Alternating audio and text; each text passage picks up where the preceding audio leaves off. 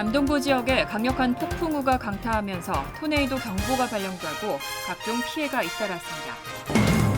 FBI가 지난달 러시아 공연장에서 발생한 테러와 유사한 공격이 미국에서도 발생할 가능성이 있다며 경고했습니다. 연방정부와 커네티컷 주정부가 한인 치과의사 2명을 대상으로 메디케이드 사기 혐의로 소송을 제기했습니다. 뉴욕시가 택배 도난 문제를 해결하고자 특별한 파일럿 프로그램 락커 NYC를 시작했습니다. 뉴욕의 한 치킨 가게에서는 점원 대신 필리핀에 있는 계산원이 원격으로 고객을 맞이합니다. 이상은 이 시각 주요 뉴스입니다. 시청자 여러분 안녕하십니까? KBN 뉴스입니다. 강력한 폭풍우가 남동부를 강타해 곳곳에서 큰 피해가 발생했습니다. 미시시피주에서는 1명의 사망자가 나왔고 루이지애나주에서는 도로 침수와 건물 붕괴 등의 심각한 피해가 발생했습니다. 남동부 지역에 강력한 폭풍우가 엄습하면서 토네이도 경보가 발령되고 돌발 홍수와 각종 피해가 잇따랐습니다. 어제 플로리다, 조지아, 사우스캐롤라이나주를 포함한 여러 주에서는 토네이도 경보가 내려졌고 곳곳에서는 돌발 홍수가 일어났습니다. 이번 폭풍으로 인해 어제 오후부터 약 10만 명의 주민들이 정전 사태를 겪었고 특히 루이지애나주에서는 6만 명이 넘는 주민이 영향을 받았습니다. 국립기상청은 오늘은 폭풍의 중심이 오하이오, 켄터키, 웨스트 버지니아주로 이동하면서 이 지역에서도 심각한 피해가 발생할 가능성이 높다고 경고했습니다. 특히 오하이오주 전역에는 홍수 경보가 발령됐고 토네이도 및 심각한 강풍 피해 주의가 내려졌습니다.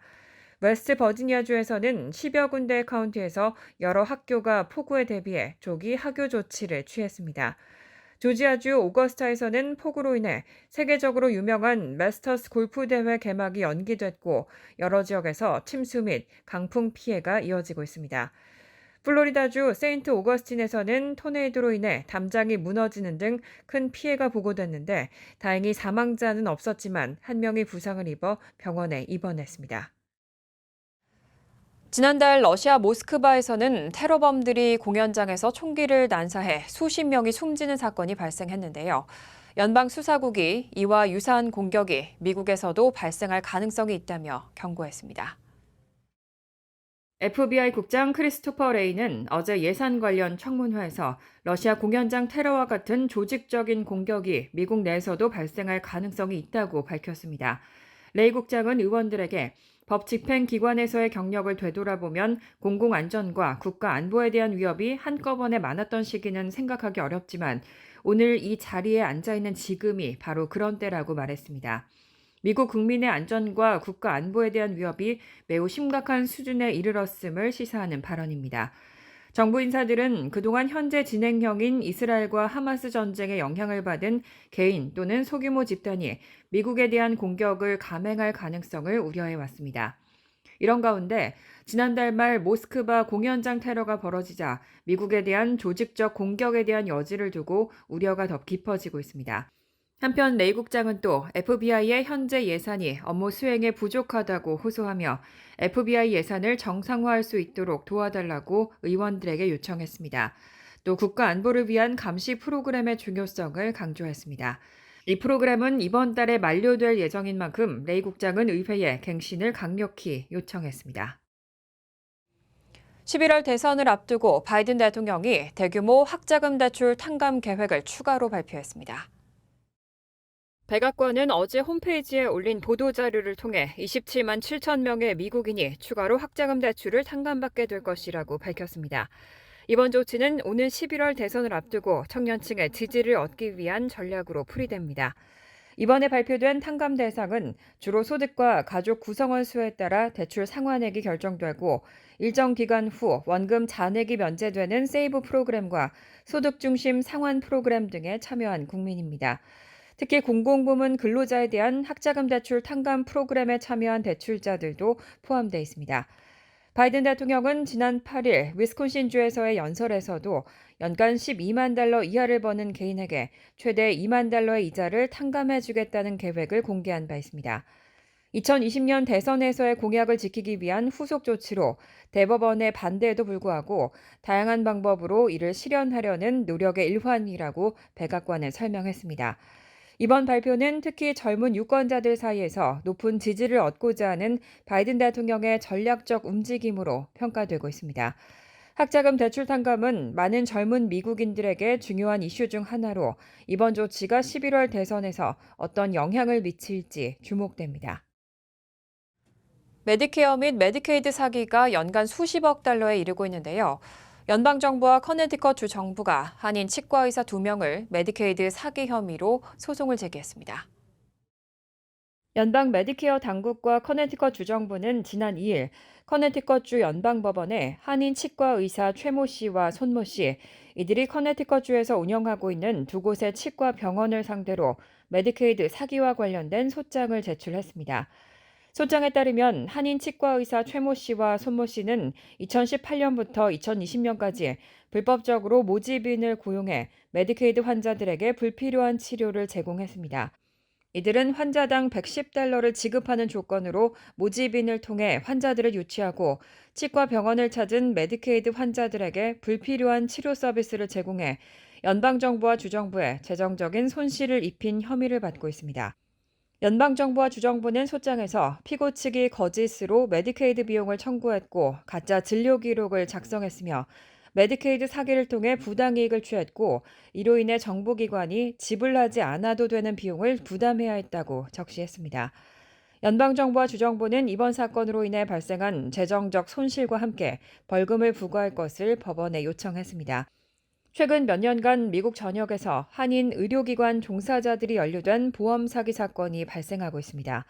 지난 2022년 12월에는 뉴욕 플러싱에서 한인 김모 씨와 그의 직원들이 고객들에게 불필요한 처방을 유도하고 대가로 상품권을 제공하는 등의 방법으로 2,600만 달러 규모의 메디케어 및 메디케이드 사기에 연루돼 기소된 바 있습니다. 뉴욕시가 매일 수만 개의 택배가 도난당하는 문제를 해결하고자 특별한 파일럿 프로그램 락커 NYC를 시작했습니다. 환경 오염을 줄이는 동시에 택배 도난을 방지하기 위한 시도입니다. 시장실에 따르면 2019년 기준 시 전역 가정에서는 하루 평균 택배 9만 개가 도난당했습니다. 이를 해결하기 위해 도입된 락커 NYC 프로그램은 시민들이 안전하게 택배를 수령할 수 있는 공공 락커를 제공합니다. 현재 이 프로그램은 브루클린과 퀸즈, 맨하튼의 일부 지역에서 7개 유닛, 각각 25개의 락커로 운영되고 있습니다. 당국은 이 프로그램이 물류와 배송의 효율성을 개선하고 환경 오염을 줄이는 데 큰 도움이 될 것으로 기대하고 있습니다. 소형 배달 수단을 촉진시켜 대형 트럭에 의한 교통체증과 대기 오염을 막겠다는 취지도 있습니다. 또 택배 도난을 현저히 줄여 시민들이 더 안심하고 택배를 이용할 수 있게 하겠다는 방침입니다. 락커 NYC는 각 유닛에 보안 카메라 2대, LED 조명, 도난 방지 시스템을 갖추고 있으며 고 락커 솔루션을 통해 운영됩니다. 사용자들은 온라인으로 주문한 후 락커에서 직접 택배를 수령할 수 있으며 모든 과정은 QR코드 시스템을 통해 관리됩니다. 그 외 반품 방법과 인근 락커 등 자세한 내용은 홈페이지 go락커.com을 통해 확인할 수 있습니다. 프로그램의 성공 여부를 평가한 후 뉴욕시는 이를 더 많은 지역으로 확장할 계획입니다. 시애틀에서 비슷한 프로그램을 시행한 결과 택배 도난이 78% 감소한 것으로 나타났습니다. 뉴욕시가 퀸즈 윌레츠 포인트에 최초로 축구 전용 경기장을 건설하기로 했습니다. 뉴욕시 풋볼 클럽의 홈 경기장이 될 예정이며 여러 경제적 효과는 물론 지역 개발 효과가 기대됩니다. 뉴욕시 의회는 어제 본회의에서 47대 1의 압도적인 찬성으로 2만 5천석 규모 8억 달러를 투입하는 거대한 축구 경기장 프로젝트를 승인했습니다. 2027년 메이저리그 축구 시즌 개막에 맞춰 완공될 예정인 이 경기장은 뉴욕시 풋볼 클럽의 새로운 보금자리가 될 전망입니다. 시의회에서 승인한 윌레츠 포인트 재개발 프로젝트 부지는 시티필드 뒤편, 플러싱 베이 쪽을 마주한 곳으로 과거 자동차 정비소 등 산업용으로 쓰였던 공간입니다. 오랜 시간 정비소 등으로 사용된 탓에 이 부지는 철의 삼각지대, 제2의 계곡 등으로 불리기도 했습니다. 프로젝트 계획에 따르면 뉴욕시 경제개발공사 등은 축구장 건설을 포함해 1,400유닛의 어포더블 하우징 개발, 250개의 객실 규모의 호텔, 2.8에이커 상당의 공공부지 개발, 8만 스퀘어피트의 상업용 공간 등을 개발하게 됩니다. 하지만 모든 시의원이 이 계획에 찬성한 것은 아닙니다. 잭슨 하이츠, 엘머스트, 우드사이드 지역을 대표하는 쉐카르 크리슈난 시의원은 어포더블 하우징 유닛 수가 부족하다며 반대표를 던졌습니다. 한편 이번 축구 경기장 프로젝트는 시티필드 옆 카지노 건설 계획에도 힘을 실어주고 있습니다. 두 프로젝트 모두가 지역 경제에 상당한 영향을 미칠 것으로 기대되고 있습니다. 뉴욕의 한 치킨 가게에서는 이제 주문을 받는 점원 대신 필리핀에 있는 계산원이 고객을 맞이합니다. 이들은 영상통화를 통해 멀리 필리핀에서 실시간으로 서비스를 제공하고 있습니다. 뉴욕과 필리핀의 시차는 12시간, 하지만 거리는 최신 기술로 문제가 되지 않습니다. 롱아일랜드 시티의 한 치킨 가게에는 점원이 없습니다. 대신 모니터를 통해 필리핀에서 근무하는 직원이 이어폰을 끼고 고객에게 메뉴를 설명하고 주문을 받습니다. 뉴욕에서 점원을 고용하려면 최저임금 $16를 줘야 하지만 필리핀 원격 근로자들은 시간당 $3를 받습니다. 매장에 손님이 없을 때는 음식 배달 주문을 접수하고 예약 문의 전화를 받습니다. 식당 온라인 리뷰 페이지도 관리합니다. 이런 원격 근무는 필리핀 근로자들에게도 매력적입니다. 미국 기준으로는 매우 낮은 임금이지만 필리핀 현지의 평균 시급보다는 높기 때문입니다. 또 팁의 일부도 받을 수 있습니다. 이 서비스는 해피캐셔라는 회사에서 제공하는데 코로나19 팬데믹 기간 동안 문을 닫은 브루클린 다운타운의 한 상하이 식당을 운영하던 34살 장치 씨가 설립했습니다. 미국 최저임금 대비 20%에도 못 미치지만 원격 서비스 모델은 엄연히 합법입니다. 뉴욕주 노동부 대변인은 뉴욕주 최저임금법은 지리적 한계 내에 물리적으로 존재하는 노동자에게만 적용된다고 설명했습니다. 이런 서비스는 비즈니스 운영 방식에 혁신적인 변화를 가져오며 효율성을 극대화할 수 있는 새로운 기회를 제공하고 있습니다. 뉴욕시도 조류 인플루엔자, 특히 텍사스주에서 시작된 고병원성 H5N1 바이러스에서 안전지대가 아니라는 경고가 나왔습니다. CDC는 특히 조류와의 접촉을 피할 것을 권고하고 있습니다.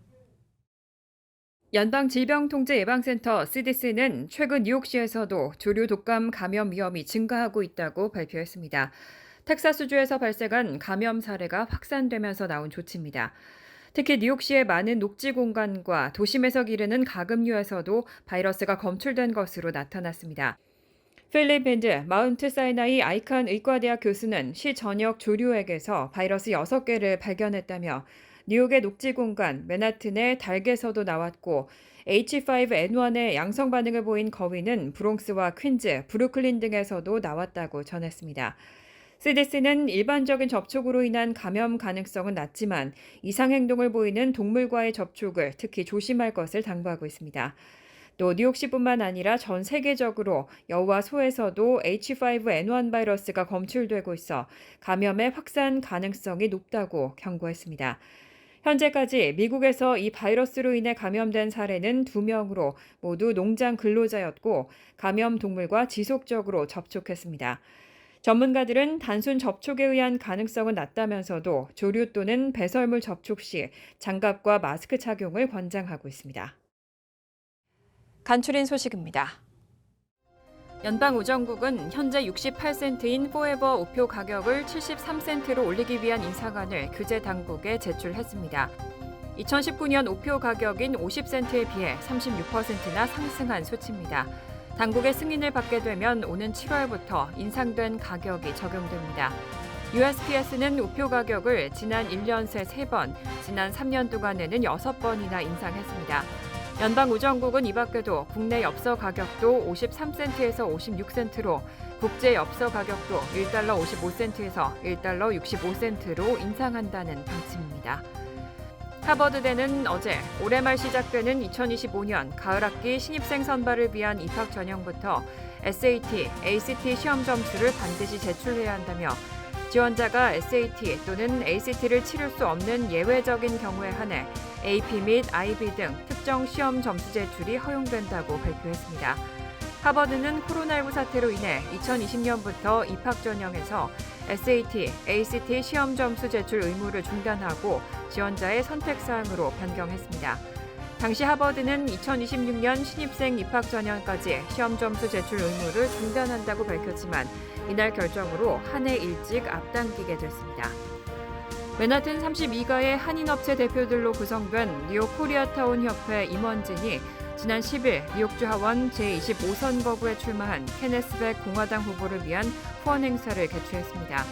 협회 측은 뉴욕 한인들의 동등한 기회와 권익 신장을 위해 한인사회 대표로 출마하는 케네스백 후보를 적극 지지한다며 총 $10,000의 후원금을 전달했습니다.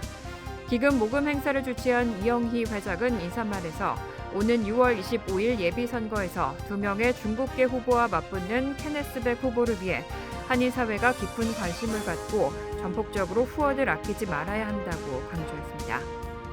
재외동포청은 어제 김영길 한미연합회 총회장 겸 민주평통 운영위원 등을 포함해 11명을 초대 정책자문위원으로 선임하고 위촉식을 개최했습니다. 동포청에 따르면 정책자문위원회는 김 총회장을 비롯해 최미영 캘리포니아 다솜 한국학교 교장, 박기태 사이버 외교사절단 반크 단장 등 재외동포 교육, 언론, 경제 등 분야 전문가들로 구성됐습니다. 동포청은 위촉식과 함께 제1차 정책자문위 전체 회의를 열고 재외동포 정책 및 주요 사업 과제에 대한 의견을 수렴했습니다. 환율과 증권 소식입니다.